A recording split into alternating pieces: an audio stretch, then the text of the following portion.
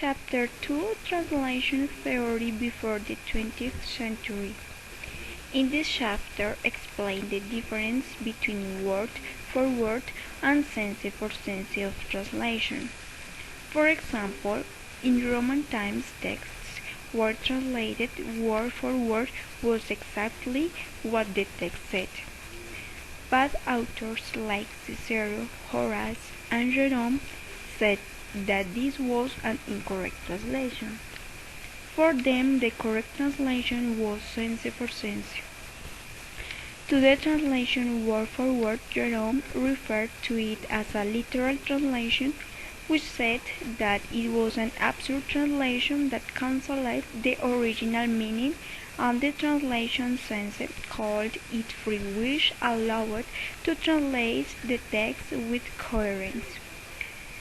There has been much controversy as to the translation and some drawbacks throughout history, and more in the translation of the Bible.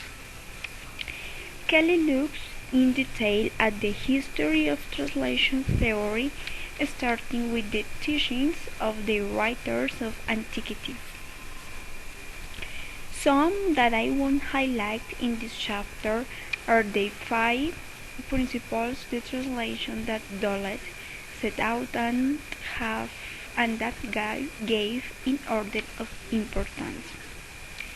1. The translator must perfectly understand the sense and material of the original author.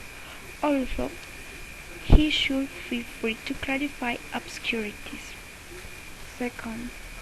The translator should have a perfect knowledge of both source language and target language, so as not to lessen the majesty of the language. 3.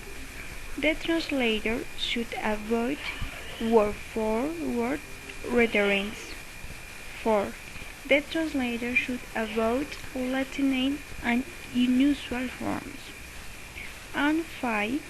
The translator should assemble and liaise words eloquently to avoid clumsiness.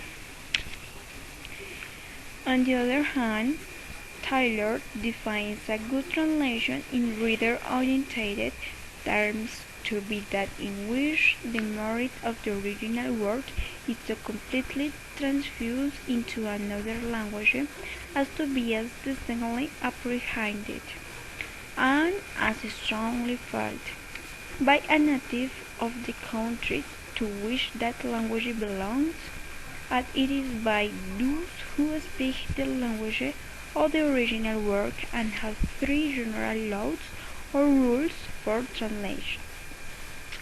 1. The translation should give a complete transcript of the ideas of the original work. 2.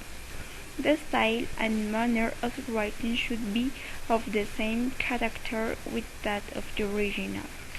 And 3. The translation should have all the ease of the original composition.